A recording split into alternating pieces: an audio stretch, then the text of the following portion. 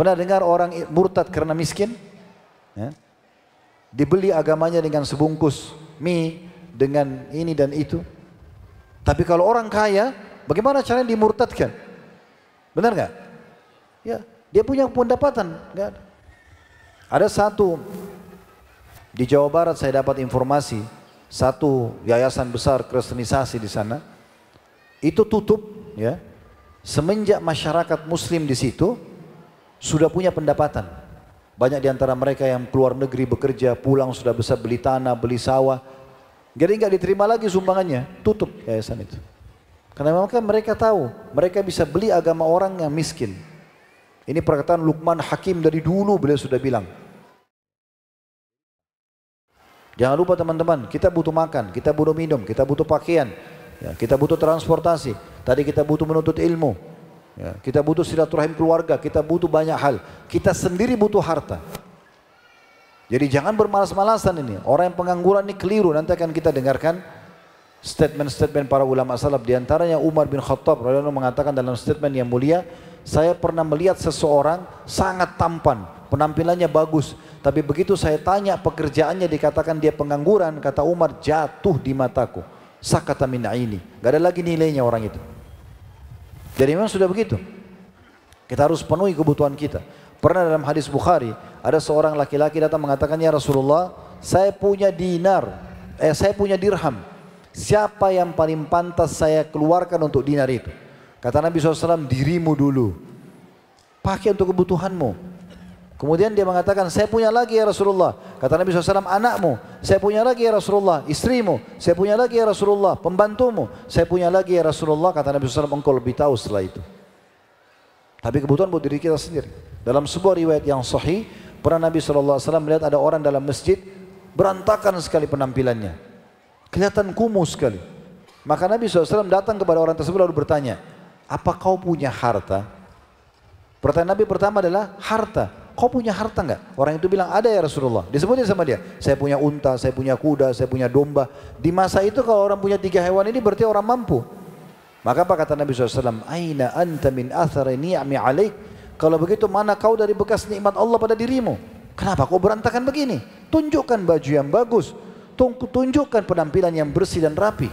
Yang penting halal dan tidak berlebihan. Silakan nikmati harta itu. Abu Hanifah rahimahullah, salah satu dari 4 imam madhab, beliau pernah pada saat selepas sholat jadi imam kebetulan di masjid beliau di Irak. Selepas sholat orang semua sudah bubar, ada satu orang dulu di masjid juga kelihatan penampilannya berantakan. Maka Abu Hanifah panggil dia sambil mengatakan, pergilah ke mihrab, angkat sejadah saya, di bawahnya ada satu kantong, bawa ke sini. Maka orang itu pergi, diangkat sejadah Imam Abu Hanifah, didapatkan satu kantong, lalu dibawa kepada Abu Hanifah. Lalu kata orang itu, ini silahkan. Kata Abu Hanifah, ambillah, perbaiki keadaan hidupmu. Abu Hanifah sedekah, boleh diambil, pakai. Jangan begini penampilan kamu. Apa kata orang itu? Saya orang mampu ya Imam. Rupanya orang kaya. Tapi tidak nampak sama sekali pakaiannya berantakan, penampilannya kumuh. Kenapa begini? Kata Abu Hanifah, kalau begitu mana kau dari hadis Nabi SAW? Allah menyukai melihat bekas nikmat pada hambanya. Jadi kita butuh penuhi kebutuhan kita. Gini teman-teman, raih pahala di poin-poin yang banyak orang luput dari dia. Di antaranya menikmati harta yang halal yang antum miliki. Asal tidak berlebihan. Saya kasih contoh. Antum masuk ke satu supermarket, ada 2 jenis anggur. Anggur A, kualitas paling bagus premium, harganya 200.000 per kilo. Anggur B, kualitas B, kualitasnya di bawah daripada yang pertama, harganya 100.000. Antum punya uang, yang mana lebih baik antum beli? Yang pertama.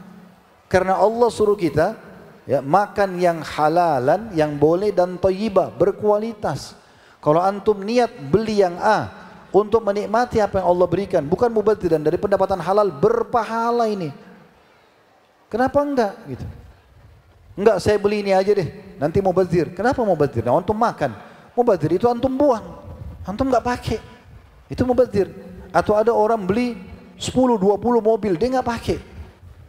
Dia pakai kalau kebutuhannya 2 mobil, memang dia butuh di rumahnya, dia, istrinya, anaknya 3 mobil, itu urusan dia. Enggak ada yang mubadzir. Nabi SAW punya unta, punya kuda kok. Gimana caranya? Ya, itu penting ya. Dalam sebuah hadis Nabi SAW riwayat Ibnu Majah berbunyi, "Ma kasaba rajulu kasban atyaba min amali yadi." Tidak ada yang lebih baik dari usaha seorang laki-laki kecuali dari hasil tangannya sendiri. "Wa ma anfaqa rajulu ala nafsi wa ahli wa waladi wa khadimihi fa huwa shadaqah." Dan apapun yang seseorang keluarkan buat kebutuhan dirinya, buat keluarganya, istrinya, buat anaknya dan buat pembantunya, kecuali akan jadi sedekah buat dia. Yang ke-21, sehat dan harta. Sangat erat hubungannya, ya. Orang yang sehat dengan harta. Biasanya orang kalau banyak hartanya, asal halal ya, hanya dia jaga makanan yang berkualitas, dia tinggal di lingkungan yang berkualitas ya, gitu kan, pakaiannya nyaman, keadaannya nyaman, itu lebih dekat dengan kesehatan, gitu kan. Bukan kita katakan orang miskin berarti tidak sehat, enggak, tapi ada erat sekali hubungannya antara sehat dengan harta, benar gak? Hah? Iya, itu penting karena memang kita disuruh menjaga makanan yang halal dan thayyib. Tadi saya jadi penjelasan itu ya, halal dan berkualitas. Ini butuh harta. Berarti untuk sehat juga butuh harta. Beli vitamin, ya, beli madu, kan butuh harta beli itu.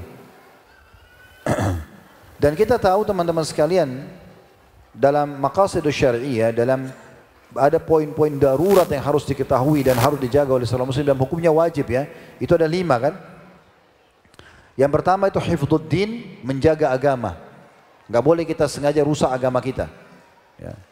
Kemudian yang kedua hifdzun nafs, menjaga jiwa kita. Enggak boleh sengaja kita celakakan. Enggak boleh kita sengaja buat diri kita sakit, sudah tahu ini makanan basi dimakan misalnya. Kemudian hifdzul akal, menjaga kesehatan akal. Enggak boleh sengaja kayak orang minum khamar, narkotika, dia rusak akal dia, ya kan, otaknya.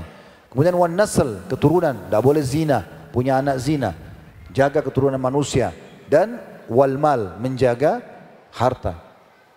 Dan kalau ada orang meninggal karena membela hartanya, karena dirinya, keluarganya, maka dia meninggal mati syahid.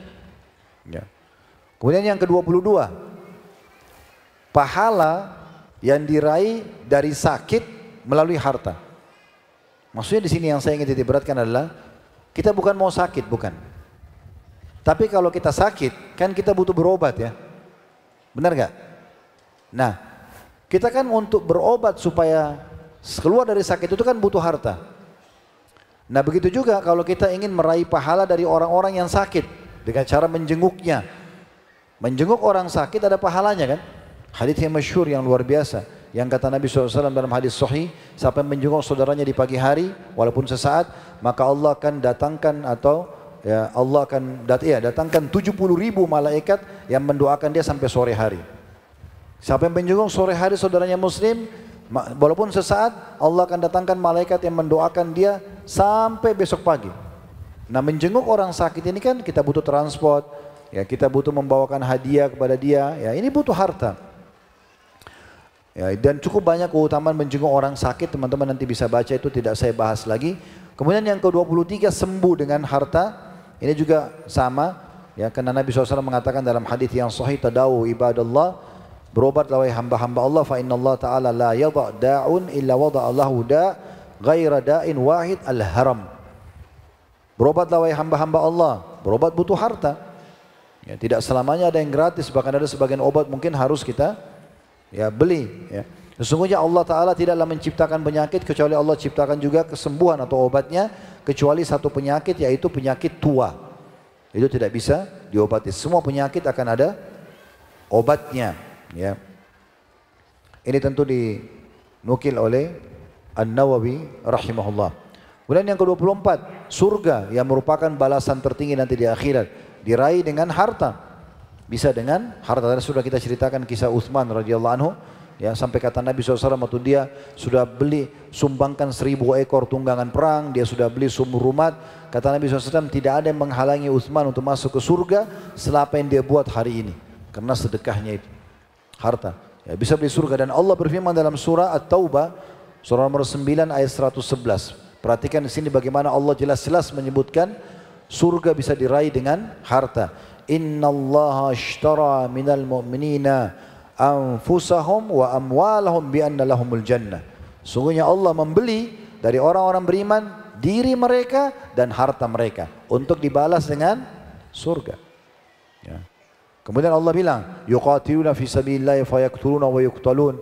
Mereka berperang jalan Allah, mereka membunuh dan mereka terbunuh. Wa'dan alaihi haqqan fit Taurat wal Injil wal Quran. Itu sudah janji benar ada dalam Taurat, dalam Injil dan juga dalam Al-Quran. Lalu Allah mengatakan, "Wa man awfa bi ahdi minallah." Siapa yang lebih tepati janji daripada Allah, "Fastabshiru bi bai'ikum alladhi bay'atum bihi." Maka terimalah berita gembira dengan transaksi kalian itu. Jadi kita transaksi sedekah jalan Allah dapat surga gitu. Bergembiralah dengan transaksi kalian itu, wa dzalika huwal fawzul azim. Itu adalah kemenangan yang besar. Yang ke-25, nama baik, wibawa dengan harta. Ya. Ini penting sekali. Perhatikan disebutkan dari Mausu'ah Ibnu Abi Dunya, sebuah athar di jilid 7 halaman 426. Mausu'ah Ibnu Abi Dunya, perkataan Qais bin Asim rahimahullah, seorang ulama yang masyhur di masanya. Beliau mengatakan pada saat menghadapi kematian, ya, annahu qala indal maut, ya baniyya. Dia kumpulkan anak lalu dia mengatakan, wahai anak-anakku. Ini wasiat seorang ulama yang faham agama kepada anak-anaknya pada saat dia mau meninggal. Alaikum bistina'al mal. Kalian wajib, beliau mengatakan, ya, untuk mencari harta itu. Beliau bilang itu wajib bekerja, cari harta, kumpulin yang banyak. Fa innahu mambahatul lil karim, karena harta yang baik itu ya adalah kedudukan yang mulia. Wa yustagna bihi 'anil laim, dan juga akan menyelamatkan ya dari keterhinaan. Dan akan menyelamatkan dari keterhinaan. Kemudian juga dinukil perkataan Sa'id bin Musayyib rahimahullah, pada saat beliau mau meninggal, beliau punya harta melimpah sekali. Tidak ada yang tidak kenal Sa'id bin Musayyib rahimahullah, seorang ulama yang masyhur, ulama yang sangat terkenal dengan ilmunya, bahkan jadi marji atau rujukannya para ulama di Irak di masa itu. Ya. Beliau punya harta melimpah sekali, dan pada saat beliau mau meninggal, beliau mengatakan begini, Allahumma innaka ta'lamu anni lam ajma'uha. Ya. Ya Allah, sungguh Engkau tahu aku tidak kumpulkan semua ini, tanda kutip ad-dunya, maksudnya harta dunia ini, illa li'asunu biha dini, kecuali untuk menguatkan agamaku, melindungi agamaku. Harta ini akan melindungi agama. Kemudian wa aslu biha rahimi wa asilu biha rahimi, dan aku melanjutkan hubungan silaturahim dengan harta ini. Wa aquffu biha wajhi, dan aku jaga kemuliaan wajahku, tidak terhina dengan harta ini. Wa aqdi biha daini, aku membayar utang-utangku. La khaira fi man la yajma'ul mal liyakuffa bihi wajha. Lalu beliau nasihati orang di sekitarnya. Setelah baca doa ini, beliau mengatakan tidak akan dianggap seseorang punya kebaikan selama dia tidak kumpulkan harta untuk memuliakan nama baiknya. Wa yasilu bihi rahimah, dan dia lanjutkan hubungan silaturahimnya. Wa yaqdi bihi dainah, dan dia bayar utang-utangnya. Wa yasunu bihi dinah, dan dia juga memuliakan agamanya dengan harta itu. Nama baik dijaga.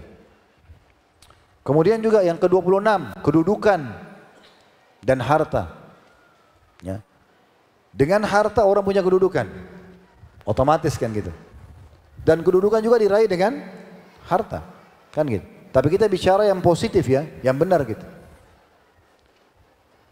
Pernah Umar bin Khattab mengingatkan, dinukil oleh banyak ulama tentang perkataan beliau ini, di antaranya dalam kitab Mahdas Shawab fi Fadail Amir Mu'minin Umar bin Khattab. Jadi gambaran yang paling benar tentang keutamaan Umar bin Khattab radhiyallahu anhu. Ini diambil dari kitab dari Maktabah Syamilah sebenarnya, tapi dinukil dari kitab itu ya. Beliau mengatakan kepada muslimin, orang yang ada di sekitarnya, ta'allamul mihna, pelajari keterampilan-keterampilan. Ya, fa inna yushiku an yahtaja ahadukum ila mihnati, karena salah seorang antara kalian pasti akan butuh dengan keterampilannya itu. Dan jangan malas, ayo bekerja. Karena dengan itu kalian punya kedudukan nanti. Kemudian yang unik sekali, Luqman alaihissalam, Luqman al-Hakim yang Allah sebutkan berikan nama Al-Quran di surah nomor 34, surah Luqman. Luqman Hakim, pendapat ada yang mengatakan yang kuat adalah beliau adalah seorang nabi. Ya. Luqman alaihissalam berkata kepada anak-anaknya, ya baniya istagni bil kasbil halal. Hai anak-anakku, carilah pendapatan yang halal. Fa innahu maftakara ahadun qattun illa asabahu thalathu khisal. Karena tidak ada orang yang tidak mau cari pendapatan halal itu, bekerja supaya punya harta, tapi halal ya, kecuali dia akan ditimpa salah satu dari 3 hal. Kalau dia tidak mau kaya ini, tidak mau bekerja punya pendapatan, maka dia nanti akan ditimpa 1 3 hal. Yang pertama, rikkatun fi dinihi, lemah agamanya. Pernah dengar orang murtad karena miskin? Ya. Dibeli agamanya dengan sebungkus mie, dengan ini dan itu. Tapi kalau orang kaya, bagaimana caranya dimurtadkan? Benar nggak? Ya, dia punya pendapatan. Nggak ada. Ada satu di Jawa Barat saya dapat informasi, satu yayasan besar kristenisasi di sana itu tutup ya, semenjak masyarakat muslim di situ sudah punya pendapatan. Banyak di antara mereka yang keluar negeri bekerja, pulang sudah bisa beli tanah, beli sawah. Jadi nggak diterima lagi sumbangannya, tutup yayasan itu. Karena memang mereka tahu, mereka bisa beli agama orang yang miskin. Ini perkataan Luqman Hakim dari dulu beliau sudah bilang. Ya. Jadi itu yang pertama yang bahaya sekali. Rikkatun fi dini. Yang kedua, wada'fun fi aqlihi. Lemah akalnya. Karena malas berpikir kan. Udahlah begini aja. Tapi kalau orang cari kekayaan, dia terus berpikir bagaimana supaya bertambah, bagaimana supaya dia begini dan begitu. Orang berpikir. Akal itu kalau biasa dipakai berpikir, otak dipakai berpikir itu makin cerdas. Ya. Tapi kalau orang biasa nganggur, malas-malasan, kita kalau ajak diskusi tidak berpikir dia. Karena dia sudah biasakan vakum akalnya. Ini perkataan Luqman Hakim, jangan salahin saya. Ya. Yang ketiga kata beliau, wazihabu muru'atihi, dan hilangnya kehormatannya, kedudukannya. Kita kan sedang bahas poin 26 ini, kedudukan dan harta. Hilang kedudukannya, nggak punya kedudukan dia. Mau tampan, mau cantik, tapi kalau susah secara materi, orang kalau biar biasa penampilannya, wajahnya biasa, tapi orang kaya raya, apalagi kalau dia baik, orang hormati. Kan begitu faktanya ya, kita bicara fakta. Dan kata beliau sebagai penutup, wa a'dhamu min hadhihi thalath, dan yang lebih parah daripada 3 hal ini, lemahnya agama, lemahnya akal, tercorengnya kehormatan. Ya, beliau mengatakan istighfafun nasu bihi, manusia akan merendahkannya. Ini perkataan beliau. Ya. Dukir dari kitab Adabul Kasb wal Ma'ish. Ya. Baik, ini cukup banyak kalau kita mau bahas, tapi kita pindah poin nomor 27. Ini soalnya ada 40 ini. Ya. Masih bisa saya lanjutin? Baik. Awet muda dengan harta. Ya. Coba lihat kalau ada satu orang, ini maaf, jangan selalu bilang saya sedang singgung orang miskin. Kita sedang bicara hukum syar'i. Kalau ada orang kaya, umurnya 60 tahun sama orang miskin 60 tahun. Mana yang terlihat lebih tua? Karena susah hidupnya kan? Susah, cuaca panas. Orang kaya tinggal di rumah, pakai AC, makanannya semua berkualitas. Beda. Ini kalau kita mau barter ketemu antara umur sama umur yang sama. Ya. Dan ada orang memang kelihatan awet muda. Kenapa? Karena dia punya pendapatan. Dia nggak pikir itu. Bangun tidur, lapar, tinggal buka kulkas ada makanan. Dia nggak perlu pikirin.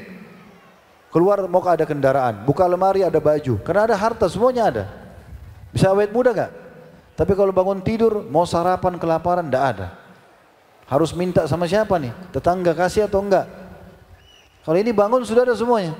Mau pakai baju, ini baju cuma satu, sudah 1 minggu saya pakai. Ya. Belum dicuci lagi. Ini buka lemari ada 10 pasang baju, dia bisa pilih yang mana dia mau. Keluar ini tunggu transportasi umum. Yang ini tinggal starter mobilnya jalan. Pengaruh nggak? Pengaruh besar itu. Memang. Jadi ada pengaruhnya. Jadi ini dalilnya kalau saya angkat sini hadis Tirmidzi yang tadi innallaha yuhibbu an yara athara ni'ami 'ala 'abdi. Kata Nabi SAW, Allah suka melihat bekas nikmat Allah pada hambanya. Ini berhubungan dengan masalah tadi. Ke-28, masalah mendapatkan pahala dari hewan dengan harta. Ya. Dalilnya adalah hadis riwayat Bukhari dan juga Abu Daud. Dari hadis Abi Sa'id Al-Khudri radhiyallahu anhu bahwasanya Nabi SAW bersabda yushaku an yakuna khaira malil muslimi ghanamun. yattabi'u biha sya'afal jibal wa mawaqi'al qatri yafirru bidinihi minal fitan. Artinya hampir datang masa, kata Nabi SAW, sebaik-baik harta seorang muslim adalah kambing yang dia gembalakan di puncak gunung serta tempat-tempat subur, karena menjauhi berbagai fitnah yang mengganggu agamanya. Tapi Nabi SAW ada sebutkan tentang masalah hewan di sini. Pada juga dengar hadis Bukhari ya, seseorang yang kehausan, dia turun di sumur, dia minum, kemudian dia keluar, dia dapat ada anjing yang kehausan mengulurkan lidahnya. Lalu dia bilang, anjing ini tertimpa haus yang telah menimpa saya. Lalu dia copot satu sepatunya, dia turun, dia isi air, lalu dia minumkan anjing tersebut. Ya, anjing ini padahal haram untuk dimakan, najis ya. Air liurnya kita harus cuci kalau dia tersentuh ke kita atau tersentuh ke piring kita misalnya. Tapi dengan dia haus diberi minum dapat pahala. Kata Nabi SAW, dengan perbuatan itu Allah maafkan kesalahannya. Riwayat yang lain, seorang pelacur Allah maafkan kesalahannya karena dia memberikan minum seekor anjing yang haus. Kalau memberikan seekor anjing minum dapat pahala, bagaimana kalau orang punya peternakan 100 ekor kambing dia kasih minum dan makan tiap hari? Pahala bukan? Pahala. Makanya waktu hadis itu disebutkan di riwayat Bukhari, para sahabat mengatakan, ya Rasulullah, a'inna lana fil bahaimi la ajra? Apakah kami dapat pahala dari hewan-hewan? Karena kan dari hadisnya orang itu kasih minum anjing, itu dapat pahala ya Rasulullah. Kata Nabi SAW, fi kulli kabidin ratabatin ajr. Di setiap nyawa hati yang basah, maksudnya punya nyawa, itu ada pahala. Ya. Selanjutnya ke-29, pahala dari tumbuhan dan harta. Saya agak cepat karena sudah mau asar ya. Hadis yang masyhur dari hadis Muslim, kata Nabi SAW, beliau pernah berkata kepada Ummu Ma'bad, seorang sahabiat, siapa yang menanam kurma ini? Beliau tanya, ya. Man garasa hadan nakhl, amuslimun am kafir? Muslim atau orang kafir? Faqalat, maka Ummu Ma'bad berkata, bal muslim, seorang muslim. Qala fala yagrisul muslimu garsan fayakulu minhu insanun wala dabbatun wala tayrun illa kana lahu sadaqatun ila yaumil qiyamah. Ketahuilah hai Ummu Ma'bad, tidak ada seorang muslim yang menanam satu pohon dia tanam, kemudian pohon itu dimakan darinya oleh manusia, hewan-hewan melata, burung, kecuali akan jadi sedekah buat dia.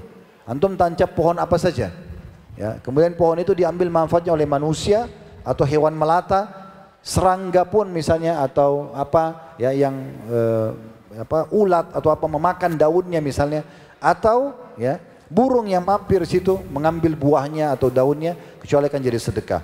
Berarti kan menanam pohon ada pahalanya. Dan untuk menanam pohon butuh harta ya. Kalau satu pohon dapat pahala begini, kalau antum bilang, tapi kan Ustaz gampang, saya ambil pohon di tanah yang kosong, tidak ada penghuninya atau di gunung, saya tanam, saya dapat pahala. Iya, berapa banyak antum bisa buat? Kalau orang punya harta, dia bisa beli 1000 pohon. Dia bisa beli 1 juta pohon. Dan dalam hadis Bukhari lain dikatakan, kata Nabi SAW, ma min muslimin yagrisu garsan illa kana ma ukila minhu lahu sadaqah. Dan ketahuilah tidak ada seorang muslim menanam satu tanaman, ya, kemudian ada yang makan dari pohon itu, kecuali dihitung sedekah untuknya. Wa surika minhu lahu sadaqah. Kalau ada yang dicuri dari pohon itu, antum tanam mangga, ada yang curi buah mangganya, terhitung sedekah bagi menanamnya. Wa ma akala sab'u minhu fahuwa lahu sadaqah. Dan yang dimakan binatang buas dari pohon itu juga sedekah bagi dia. Wa ma akala at-tayru fahuwa lahu sadaqah. Yang dimakan oleh burung juga sedekah. Wa la yazra'uhu ahadun illa kana lahu sadaqah. Dan tidak ada seorang pun ya yang menambah atau mengurangi dari pohon itu kecuali menjadi sedekah buat dia. Kayak misalnya orang cangkok ya, dia cangkok, dia ambil, itu juga pahala sedekah bagi penanam. Yang ke-30, pahala air dengan harta. Hadisnya Nabi SAW mengatakan, ya, afdalu sadaqatu syuqiyatul ma. Atau waktu beliau ditanya ayyi sadaqatin afdal, beliau mengatakan suqyal ma. Sedekah apa yang paling afdal? Beliau mengatakan memberi minum kepada orang lain. Ya, hadisnya hadis Nasai dan dihasankan oleh Syekh Albani. Tentu ini cukup panjang, tapi yang jelas memberi minum orang adalah pahala. Kalau antum berikan 1 gelas air itu pahala, maka kalau antum berikan 10 gelas, atau antum menggalikan sumur, atau antum buatkan tandon air besar dan seterusnya, ini pahalanya lebih besar. Jadi kita bisa dapat pahala dari air dengan harta. Yang ke-31, pahala ya, tanah, pahala dari tanah dan harta. Maksudnya kita wakafin tanah ya. Sebagaimana sabda Nabi SAW hadis riwayat Muslim, kalau anak Adam idza mata al-insan, idza mata, kalau meninggal manusia, inqata amalu illa min thalathin, terputus sumber pahalanya dari 3, min sadaqatin jariyah, sedekah yang berjariah atau yang selalu berjalan. Itu diantaranya wakaf tanah, wakaf bangunan. Ini kan dengan harta. Wa ilmin yuntafa'u bi, ilmu yang bermanfaat, wa waladin salih yad'ula, atau anak saleh yang mendoakan. Saksi bahasan kita adalah sedekah jariah dari bangunan atau tanah yang diwakafin. Yang ke-32, pahala dari api atau penerangan, pahala dan harta. Ya, sekarang mikrofon yang saya pakai ini yang saya pakai terdengar suara saya dan Anda semua bisa dengar. Ini pahalanya luar biasa nih. Orang bisa dengar. Belum lagi kita rekam. Teman-teman di seluruh Indonesia, bahkan seluruh dunia ada yang ngikutin online, dapat pahala. Ini kan dengan listrik, penerangan. Ya. Antum buat penerangan di satu masjid, penerangan di satu pesantren, penerangan di rumah orang-orang miskin, ya. Penerangan, coba ya kita terangkan itu. Maka itu pahalanya besar. Mereka pakai sholat, mereka pakai baca buku, baca Quran, itu semua pahala besar. Ya, sampai Nabi SAW juga menjadikan dalam hadis riwayat Imam Ahmad, fal yuhdi ilaihi zaitan yusraju fihi fa inna man ahda lahu kana kaman shalla fihi. Beliau bicara tentang keutamaan Masjid Aqsa, beliau mengatakan kalau tidak bisa ke sana, serahkan, sumbangkan minyak. Karena masa dulu orang pakai minyak untuk penerangan, belum ada listrik ya. Minyak zaitun terus ditaruh sumbu, dibakar api, nanti dia bisa menyala jadi penerangan. Maka itu sama dengan orang sholat di dalamnya. Ya, ini juga sekaligus saya berbagi teman-teman sekalian, jangan sia-siakan kesempatan kalau bisa bayarin listrik orang, bayarin. Terutama para ulama, ya, para penuntut ilmu, orang-orang ini penting untuk dibiayai listrik, terutama penerangan. Begitu juga dengan makanan, pakaiannya. Tapi seperti itulah. Jangan biarkan seorang alim, kecuali antum berebut untuk bayarin listriknya, bayarin berasnya kalau perlu apa saja, karena itu luar biasa. Ya. Tidak semua orang alim juga punya pendapatan. Kemudian yang ke-33, rumah dan harta. Ya. Kita butuh rumah tempat tinggal. Daripada ngontrak, daripada kos-kosan, daripada numpang, kita punya rumah. Caranya gimana? Harus punya harta. Dan Nabi SAW menyebutkan punya rumah yang luas bagian daripada kebahagiaan. Dalam hadis diriwayatkan Ibnu Hibban, kata Nabi SAW, arba'un minas sa'adah, 4 perkara menjadi sumber kebahagiaan. Ya, yang pertama, al-mar'atus salihah, istri yang salihah. Ya, oleh karena itu jangan nikah sama yang tidak salihah. Itu jangan perempuan nikah sama laki-laki saleh. Ini harta termahal, sumber kebahagiaan. Yang kedua beliau mengatakan wal maskanul wasi', tempat tinggal yang luas. Harus butuh harta. Ya, kalau kita punya uang sedikit kita beli kecil, tapi Nabi bilang kebahagiaan kamu dapat dengan rumah yang luas. Berarti butuh uang ini. Benar gak? Yang ketiga wal jarus saleh, tetangga yang baik. Kemudian yang keempat wal markabul hani. Ya, tunggangan yang nyaman. Kalau kita sekarang motor, mobil yang nyaman, pakai yang bagus. Itu butuh harta semuanya. Kemudian 34 kendaraan dan harta. Ini sama dalilnya, tapi kita ambil potongan akhir hadis tentang masalah wal markabul hani, tunggangan yang nyaman. 35, meraih pahala yatim dengan harta. Semua keutamaan yatim kita bisa dapat ya dengan cara harta. Karena kata Nabi SAW, ana wa kafilul yatim kahatain. Saya dengan sponsor anak yatim seperti ini. Di surga nanti kita sama Nabi seperti ini, telunjuk sama jari tengah, dekat sekali dengan Nabi. Tapi itu bagi sponsor yatim. Ya, maksudnya adalah biayai yatim itu. Bagaimana kalau tidak dengan harta? Pahalanya luar biasa, bersama Nabi dekat sekali di surga. Padahal amal kita mustahil mendekati amal Nabi. Yang ke-36, janda dan harta. Meraih pahala mereka janda-janda yang tidak mampu. Ditinggal meninggal suaminya, suaminya zalim, berbuat selingkuhan, meninggalkan istrinya, tidak punya kerja, ya punya anak-anak. Kata Nabi SAW, as-sa'i alal armalah. Orang yang memang secara khusus membantu mencari para janda itu. Wal miskin, dan orang miskin. Kal mujahid fisabilillah, seperti orang yang perang di jalan Allah. Au kalladhi yasumun nahara wa yakumul lail, atau seperti orang yang pada saat antum keluar misalnya sesaat mencari mana janda-janda tidak mampu antum bantu, maka itu lebih baik daripada dia puasa sehari penuh dan dia sholat malam. Hadis riwayat Bukhari. Jadi ini masyhur sekali. Kemudian poin nomor 37, safar dan harta. Kita butuh safar ya. Safar haji, safar umrah, safar menuntut ilmu, safar secara umum lah. Silaturahim keluarga ini butuh harta. Dan manfaat safar cukup banyak. Imam Syafi'i simpulkan di dalam syair beliau, dalam kitab Al-Mukhtasar ya, di halaman 19, Tagharrab anil awtani fi talabil ula. Mengasingkan atau berpindahlah kalian ke banyak negeri, safarlah untuk mencari kemuliaan. Karena jadi kenal tradisi orang, kita jadi kenal makanan orang, kita jadi punya banyak pengalaman gitu ya. Wasafir fafil asfari khamsu fawaidin, atau khamsu fawaid. Safarlah kalian karena dalam safar kalian akan dapat 5 manfaat. Tafriju hammin, menghilangkan sumpek atau sedih. Waqtisabu ma'isyatin, mendapatkan sumber pendapatan ya. Orang kalau mau bisnis mau segala macam pergi kota dari kota, kita ketemu para pedagang jadi tahu gitu kan. Yang ketiga wa ilmun, mendapatkan ilmu. Wa adabun, yang keempat tata kerama. Yang kelima terakhir wa suhbatu majidin, persahabatan yang ya sejati. Yang kedelapan wasiat dengan harta. Pernah dengar wasiat ya? Wasiat itu teman-teman apa yang antum bisa sebutkan dan nanti dilaksanakan setelah antum meninggal. Nah diantaranya harta. Makanya kata Nabi SAW, la wasiyata li warith. Tidak ada wasiat harta buat ahli waris. Ahli waris tidak boleh. Enggak boleh antum bilang, saya wasiatkan tanah saya di sini buat anak saya yang ini. Enggak boleh. Anak-anak sudah ahli waris. Tapi Nabi SAW bilang dalam banyak hadis diantaranya, Allah telah mengizinkan kalian untuk mendapatkan tambahan pahala setelah kalian meninggal sepertiga dari harta kalian. Kita boleh tulis wasiat, saya wasiatkan sepertiga harta saya untuk pesantren, untuk bangun masjid. Nah, nanti sisanya baru dibagi warisan. Ini wasiat. Kemudian cukup banyak dalam hadis Bukhari Muslim disebutkan kisah tentang Sa'ad radhiyallahu anhu yang akhirnya Nabi SAW mengatakan wathulutsul katsir, sepertiga dan sepertiga yang maksudnya untuk mewasiatkan. 39 warisan dan harta. Nah warisan juga kalau kita tinggalkan kepada ahli waris kita tuh pahala sendiri. Bagaimana kita bisa tinggalkan warisan kalau tidak punya harta? Nah kata Nabi SAW kepada Sa'ad, innaka antadhar warasataka agniya khairun min antadarahum alatan yatakaffafuna nas.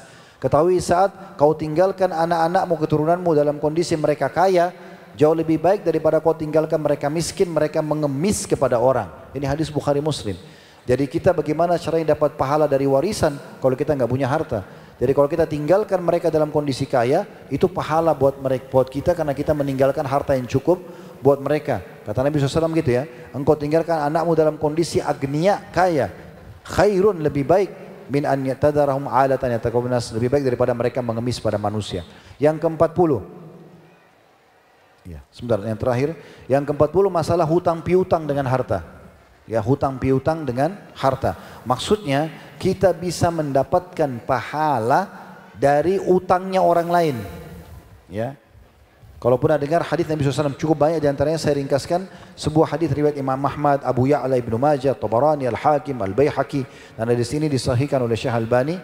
Kata Nabi SAW, man anzara mu'siran, siapa yang memberikan tenggang waktu pada orang yang berada dalam utang, kesulitan, ya, falahu bikulli yaumin sadaqah qabla an yahilla ad-dain, maka dia akan dapat pahala sebesar uang yang dia utangkan ke orang lain itu setiap harinya. Jadi kalau antum utangkan orang 1 juta 1 Januari, jatuh tempo 1 Februari, antum investasi kasih 1 juta, tapi antum dapat pahala 31 juta karena setiap hari seperti sedekah 1 juta. Begitu kata Nabi SAW sampai jatuh tempo. Fa idza halad dain fa'andara kana lahu bikulli yawmin mithlahu sadaqah. Kalau lewat dari jatuh tempo, misalnya sampai 1 Februari dia belum bayar, kita datang, akhi, ukhti, saya tagih utang. Oh, saya belum bisa bayar. Baik, saya kasih lagi waktu sampai 1 Maret. Di bulan Februari setiap hari sedekah seperti 2 juta rupiah, double. Bagaimana caranya kita bisa dapat pahala ini kalau kita nggak punya uang? Utangin orang itu pahala. Bahkan kata Nabi SAW dalam hadis yang lain, siapa yang mengutangkan orang lain atau memberikan tenggang waktu atau memaafkan, maka dia akan dapat naungan Allah pada hari kiamat. Tidak ada naungan kecuali naungan Allah. Nah ini keutamaan bisa didapatkan dengan harta. Setelah kita sebutkan 40 argumentasi anjuran dalam Islam bagaimana kita mengejar untuk menjadi orang yang punya harta. Dan tentu ingat 5 hurufnya halal, artinya dengan cara yang benar, dan juga kita menjauh 5 huruf yang lain masalah haram. Maka ada kiat yang kami ingin berbagi teman-teman sekalian, bagaimana bisa menjadi orang yang kaya. Yang pertama dari kami kiatnya, dan ini dasar sekali ya, kiatnya adalah kita meminta kepada Allah Subhanahu wa taala, berdoa. Semua apa yang antum harapkan, ingin menjadi seorang alim, orang kaya, orang yang punya kedudukan, apa saja, maka berdoa kepada Allah SWT dan jadikan sebagai rutinitas doa kita. Dan ini harus kita panjatkan dengan tulus dan pilih waktu-waktu mustajab, ulangi selalu doa itu sampai Allah Azza wa Jalla berikan. Sufyan ats-Tsauri rahimahullah tidak pernah punya hajat apapun terlintas di benak beliau kecuali beliau sujud depan Ka'bah, karena beliau tinggal di Mekah pada saat itu, dan tidak angkat kepalanya kecuali sudah dituangkan semua, dan beliau selalu menemukan solusinya. Doa, doa, ingat itu, selalu berdoa, dan doa dengan tulus, dengan ikhlas. Kalau di luar sholat pakai bahasa Indonesia, antara azan iqamah, waktu hujan turun, sepertiga malam selepas sholat, berdoa pakai bahasa Indonesia silahkan ya. Yang kedua, ilmu. Punya ilmunya. Misalnya kita mau buka restoran, pelajari tentang restoran itu. Banyak sekali yang bisa dibaca artikel, banyak sekali yang bisa kita pelajari dari buku-buku. Orang-orang yang sudah pengalaman buka restoran, tanya mereka. Belajar dari mereka, seperti apa mereka memulai modalnya, seperti apa ini dan itu. Kemudian dari sisi lain juga pelajari situasi dan kondisi di sekitar kita. Apakah nanti kalau kita buka restoran itu, pas bisa terjual atau tidak, itu pelajari. Ya. Perlu kita pelajari, atau kita ingin membuka apa saja, bisnis apapun itu sifatnya, maka kita pelajari pasar, punya ilmunya. Ya, jangan kita terjun bebas. Ya. Kemudian yang ketiga, maaf dalam poin 1 dan 2 ini, dalam poin kedua ini perlu saya tambahkan juga supaya sukses usaha kalaupun kita sudah buka. Ingat ada 3 rangkaian ya di poin nomor 2 ini, modal halal, sistem halal, produk halal. Ya. Jangan antum produknya halal, sistemnya halal tapi modalnya haram. Dari hasil riba, ya utang riba nggak boleh. Nanti hilang berkahnya produk, walaupun dia produknya halal dan sistem juga bisa terganggu. Jadi harus 3-3 bergabung ya. Jadi harus modalnya halal, sistem halal yang dipakai, tidak ada riba, tidak ada zalim, tidak ada gharar ya. Kemudian juga produknya harus halal. Jadi yang pertama doa, yang kedua kita punya ilmunya. Di antara rangkaian ilmu harus difahami adalah bagaimana mendapatkan modal yang halal, sistem yang dipakai sistem halal, dan juga dan tentu yang maju yang terbaru kita ikutin ya perkembangannya, dan produk yang dijual halal. Nah, yang ketiga teman-teman, ini yang banyak luput dari orang. Setelah tadi 2 itu doa dan punya ilmunya, yang ketiga ini solusi jitu yang luar biasa. Sedekah. Sedekah. Kunci kaya ini. Antum kalau sudah faham bahwasanya di harta yang Allah sedang berikan saya ini ada haknya orang lain, maka pastikan di situ akan banyak sekali melimpah rezeki, Allah bukain pintunya. Semua orang kaya yang saya kenal ya, itu Allah bukain rezeki justru karena keroyalan mereka. Suka berbagi. Jemaah haji, jemaah umrah yang sibuk. Saya orang-orang kaya ini sibuk selalu belikan, mau pulang belikan hadiah buat keluarganya, bagi-bagi orang di Mekah sama di Madinah, suka sedekah. Bahkan sedekah ini, kalaupun dilakukan oleh orang kafir pun, Allah kasih rezeki. Tapi di dunia Allah balas. Orang mukmin dibalas dunia, dibalas di akhirat. Coba pakai resep ini teman-teman sekalian. Sedekah. Dan ingat, untuk mendapatkan yang terbaik, berikan yang terbaik. Ya. Jangan sampai kotak amal lewat, antum kasih 2.000 rupiah, padahal antum punya banyak uang. Kenapa dianggap sedekah nggak penting? Lalu minta sama Allah kesehatan, keturunan, keselamatan dengan 2.000 rupiah. Ini bakhil namanya. Kasih yang terbaik di jalan Allah Subhanahu Wa Taala. Ini solusi yang luar biasa. Nabi SAW menasihati kita, tutup dengan ini. Banyak sahabat, diantaranya yang paling masyhur kepada 2 orang sahabat yang hadisnya memang sangat tepat untuk kita bahas sebagai solusi di sedekah ini. Yaitu perkataan beliau kepada Asma binti Abi Bakar radhiyallahu anhuma, istrinya Zubair bin Awam, gitu kan? Nabi SAW bersabda kepadanya, la tuqifayuka alaiki. Jangan pernah engkau menahan-nahan untuk sedekah, nanti juga ditahan darimu rezeki itu. Ini perkataan Nabi SAW dalam riwayat Bukhari dan Muslim. Dalam riwayat lain masih kepada perkataan beliau yang mirip dengan ini, anfiki awinfahi. Kata Nabi SAW, berinfaklah dan curahkan. Jangan perhitungan di jalan Allah, keluarkan sedekah. Wala tuhsi fayuhsillahu alaiki. Jangan pernah kau hitung-hitung, maka Allah juga hitung-hitung sama kau. Ini perhatikan sabda Nabi SAW ya. Jangan hitung-hitung, keluarkan semua yang terbaik, Allah juga tidak akan hitung-hitung sama kamu. Wala tu'i fayu'illahu alaiki. Jangan kau tahan-tahan sampai Allah juga nanti tahan rezekimu. Ah, besok aja deh. Ah, orang miskin di depan aja deh. Sekarang kasih yang ini. Bisa saja pada saat kita kasih orang miskin ini, setelah 1 menit kita jalan meninggal dunia. Itu amal terakhir. Begitu juga terakhir riwayatnya Bilal radhiyallahu anhu. Pernah satu kali Nabi SAW masuk menemui Bilal di rumahnya. Dakhala Nabi SAW ala Bilal wa indahu subratun min tamr. Bilal punya satu keranjang kurma. Ya. Faqala ma hadha Bilal. Kata Nabi SAW, apa ini hai Bilal? Qala syai'un addakhartuhu li ghadat atau li gadin. Saya simpan untuk besok ya Rasulullah. Saya mau sedekah tapi untuk besok. Dalam riwayat lain, addakhiruhu laka ya Rasulullah. Saya simpan buat anda ya Rasulullah. Siapa tahu anda datang jadi tamu saya khususkan buat saya kasih anda.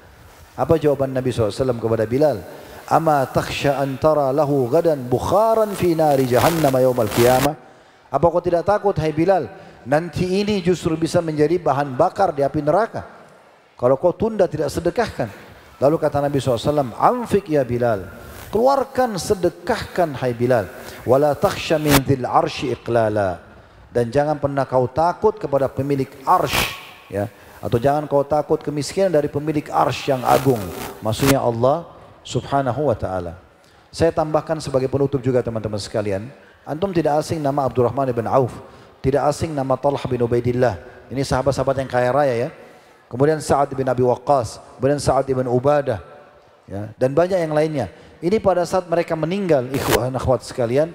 Kalau dihitung hartanya, itu saya pernah hitung waktu tablik akbar bedah nama-nama sahabat mulia ini.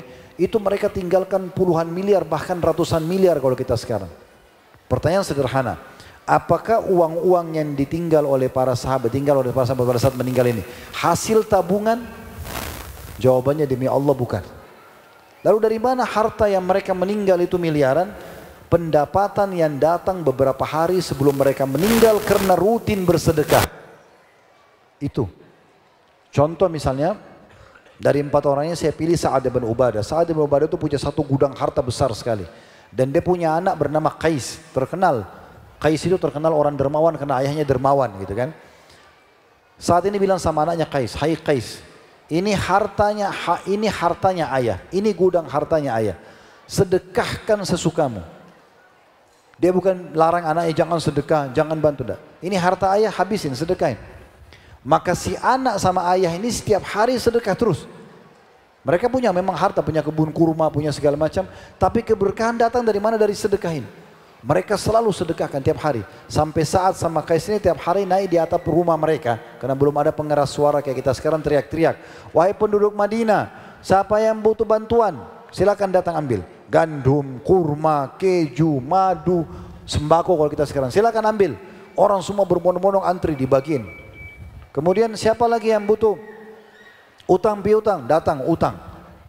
Awalnya sedekah semua, utang belum, tapi dia setelah sekian tahun dia membantu sedekah, lalu dia bilang sama anaknya, hai Qais, semua pahala sedekah sudah kita pernah ambil, makanan, minuman, pakaian, tunggangan, rumah, wakaf, tanah, semua sudah. Ada yang belum kita cari pahalanya. Apa itu? Kata anaknya Qais, kita belum pernah dapat pahala dari utangkan orang. Sekarang kita teriak panggil orang utangin. Teriak-teriak, wahai muslimin siapa yang mau utang silakan. Datang orang utang. Sepakat jatuh tempo nanti. Saat biarin. Begitu jatuh tempo, orang ini datang bayar, dia mengatakan kami tidak akan terima lagi apa yang sampai sudah keluarkan jalan Allah. Jadi dia maafkan. Jadi ada tenggang waktu dapat pahala, dari utangin orang, plus dapat pahala dia sedekah karena memaafkannya. Karena itu teman-teman sekalian, gudang Sa'ad ibn Ubadah tidak pernah kosong. Hari ini habis disedekain, besok datang lagi, tidak tahu dari mana. Disedekain lagi, begitu terus. Begitu terus, tidak pernah habis. Jadi harta mereka, mereka raih, nikmati di dunia. Mereka makan, mereka minum, mereka punya tunggangan, mereka punya rumah, mereka silaturahim keluarga, mereka bisnis, mereka juga sedekah dapat pahala. Dan pada saat mereka meninggal, mereka meninggalkan warisan yang melimpah, yang datang beberapa hari sebelum mereka meninggal. Jadi bukan dari tabungan. Ingat, Islam mengajarkan pangkal kaya sedekah, keluarkan. Kapitalis mengajarkan pangkal kaya menabung. Ketemu enggak? Nabung sama sedekah. Ketemu enggak? Enggak, karena nabung simpan, sedekah keluarkan. Islam bilang sedekah kamu akan kaya, kapitalis mengatakan nabung kamu akan kaya. Oleh karena itu mulai sekarang teman-teman di sini pulang bubar, jangan belikan celengan anak-anak kita. Ngajarin mereka bakhil. Taruh uang, simpan, itu enggak ada gunanya. Kalau kita belikan 2 celengan anak kita, 2 orang bersaudara, maka begitu kita kasih 1.000 rupiah, mulai hari itu dia mulai pelit. Kakaknya sentuh celengan adik, adiknya akan marah. Bahkan kita orang tuanya pegang, dia akan marah. Yang benar kasih uang jajan, nah nanti kalau kamu istirahat sekolah, traktir teman kamu ya, ajarin sedekah dari kecil. Itu pangkal kaya. Nah ini solusinya insya Allah teman-teman sekalian. Mudah-mudahan apa yang kita bahas hari ini bermanfaat buat kita semuanya. Dan Allah jadikan sebagai ilmu yang bermanfaat, tambahan amal saleh buat kita. Dan semoga semua yang hadir di acara kita ini offline ataupun online. Dan seluruh teman-teman jajaran pengajar dan juga pendiri dari pesantren ini. Semoga seluruh hajat kita, dunia akhirat dikabulkan oleh Allah subhanahu wa ta'ala. Seluruh amal saleh yang pernah kita kerjakan, sunnah atau wajib, yang sedang kita kerjakan, yang akan kita kerjakan sampai menjelang ajal nanti diterima dengan pahala yang sempurna. Dan semoga semua dosa kecil ataupun besar, sengaja tidak sengaja yang pernah kita kerjakan, Allah subhanahu wa ta'ala maafkan dan ganti menjadi pahala. Dan semoga pun kalau ada pelanggaran dan aib, Allah subhanahu wa ta'ala tutupi. Dan semoga Allah menyatukan kita semua di surga firdausnya tanpa hisab. Mari satukan dalam majlis ilmu yang mulia ini.